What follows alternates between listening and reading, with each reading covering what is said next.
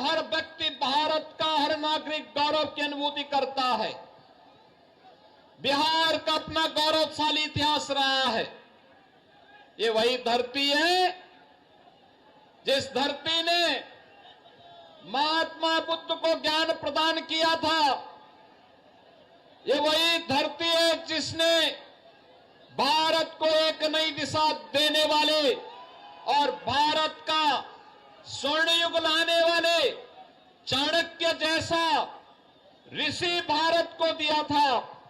और ये वही धरती है जिस धरती ने चंद्रगुप्त मौर्य के रूप में भारत को यशस्वी शासन की बागडोर सौंपी थी। ये वही धरती है जिस धरती में वीर कुंवर सिंह पैदा हुए, जिस धरती ने डॉक्टर राजेंद्र प्रसाद देश का प्रथम राष्ट्रपति दिया, जिस धरती ने बाबू जगजीवन राम को दिया, जिस धरती ने जब देश के अंदर लोकतंत्र के गले को घोंटने का कार्य हो रहा था, तब सदैव जयप्रकाश नारायण को पैदा करके जिस धरती ने लोकतंत्र को फिर से बचाने का काम किया, ये वही पावन धरा है बिहार की, जिसको नमन करने के लिए आज मैं आपके बीच आया हूं। बहनों और भाइयों, एक गौरवशाली अतीत, लेकिन इस गौरवशाली अतीत पे आरजेडी का 15 वर्षों का कार्यकाल और उससे पहले कांग्रेस का कार्यकाल एक कलंक से कम नहीं है। एक पहचान के संकट के दौर से बिहार के लोगों को, बिहार के नौजवानों को, बिहार के नागरिकों को गुजरना पड़ा था। नौजवान पहचान के लिए मोहताज था, प्लान करने के लिए मजबूर था, किसान आत्महत्या करने के लिए मजबूर था, व्यापारी डर और सहमा था, और बेटी और बहन की सुरक्षा तो भगवान भरोसे थी हो गई थी। बहनों और भाइयों, हमारे बिहार ने अंगड़ाई ली। 2005 में नीतीश कुमार जी के नेतृत्व में एनडीए की सरकार बनती है और बिहार के माफियाओं के दिन लग जाते हैं, उनकी उल्टी गिनती शुरू हो जाती है। बहनों और भाइयों, बिहार एक नई दिशा की ओर आगे बढ़ा। आज फिर से बिहार में वह सब कुछ है जो बिहार में 50 वर्ष पहले हो जाना चाहिए था। कनेक्टिविटी है, बाढ़ प्रबंधन है, स्कूली शिक्षा का प्रबंधन है, इंजीनियरिंग कॉलेज बन रहे हैं, मेडिकल कॉलेज बन रहे हैं, गरीबों के लिए वे योजनाएं जो 2014 के बाद मोदी जी ने सबका साथ और सबके विकास के भाव के साथ देश भर में लागू किया।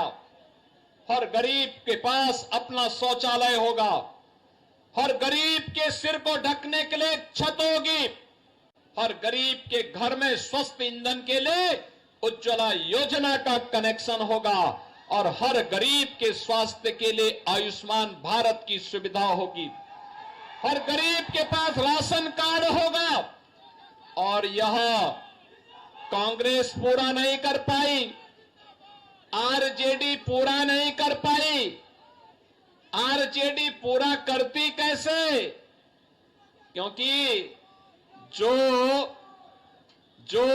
पशुओं का चारा खा जाए तो मनुष्य को तो सब कुछ टकार ही जाएगा।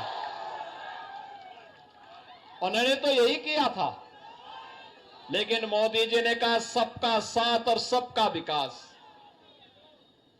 साथ सबका, विकास भी सबका, बिना भेदभाव के शासन की योजना का लाभ हर गरीब को, हर किसान को, हर नौजवान को, हर माता को, हर बहन को उपलब्ध हुआ। और परिणाम है भारत में मोदी जी के कार्यकाल के दौरान 25 करोड़ लोग गरीबी रेखा से उभर करके सामान्य जीवन व्यतीत करने की ओर आगे बढ़े हैं, स्वावलंबन के पथ पर अग्रसर बढ़े हैं। एक नया भारत का दर्शन हो रहा है। आज बिहार में मेडिकल कॉलेज बन रहे हैं, बिहार में इंजीनियरिंग कॉलेजों की एक लंबी श्रृंखला खड़ी हो रही है। अब बिहार से पलायन नहीं, इंजीनियरिंग ग्रेजुएट निकल करके प्रगति के पथ पर नए बिहार को आगे बढ़ाने का कार्य कर रहे हैं। बहन और भाइयों, बिहार के नौजवानों की इस प्रगति को देख करके मैं देखता हूं क्या प्रतिभा है बिहार के अंदर।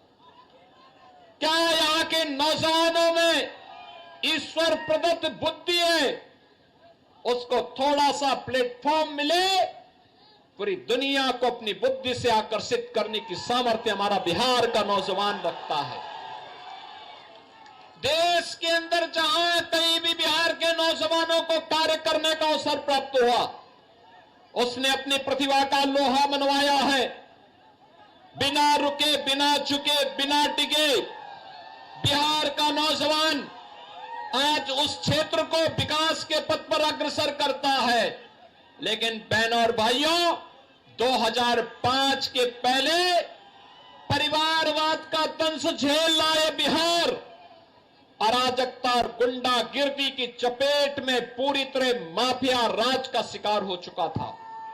बहनों और भाइयों, मैं धन्यवाद दूंगा एनडीए की नीतीश कुमार जी की सरकार को, जिन्होंने पिछले 20 वर्ष के अंदर अथक परिश्रम करके उसे उभारने में बड़ी मदद की। आज बिहार को अपनी पहचान है। आज बिहार के ऊपर कोई प्रश्न खड़ा नहीं करता है।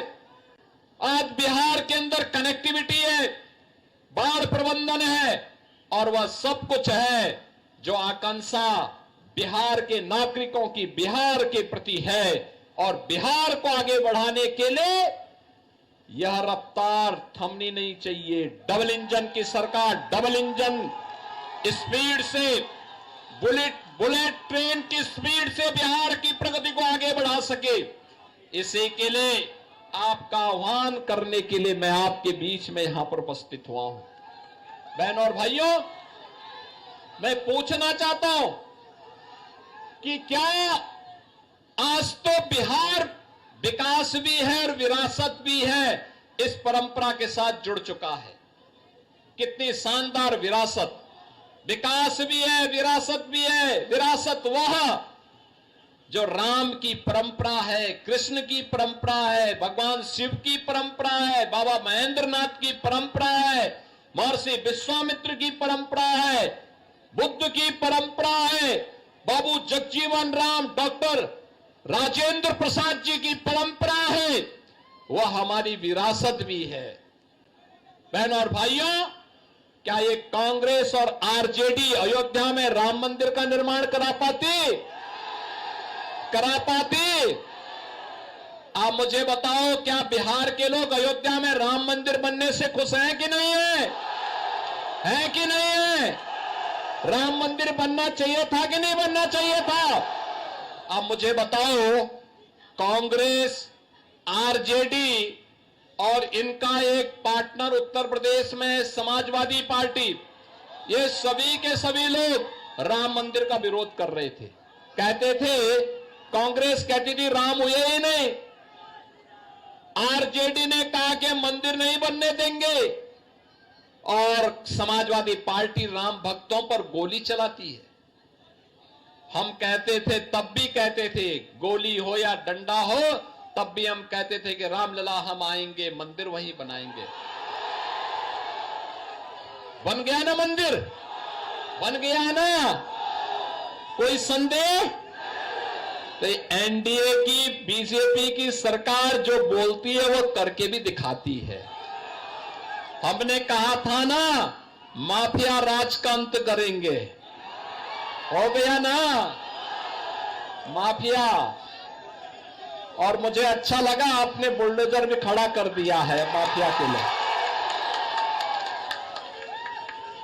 उत्तर प्रदेश में तो ये ऐसे दौड़ता है माफिया की छाती में कि फिर सपा और उसके पार्टनर्स को केवल और केवल उसके आप फतिया पढ़ने का ही अवसर मिलता है, बाकी कोई अवसर ही नहीं मिलता है।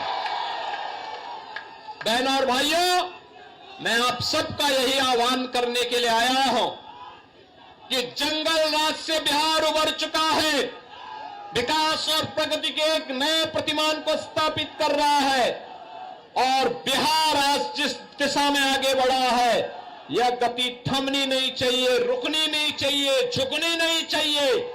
इसके लिए भारतीय जनता पार्टी और एनडीए ने यहां से राकेश रंजन ओझा को अपना प्रत्याशी बना करके आपके बीच में उतारा है।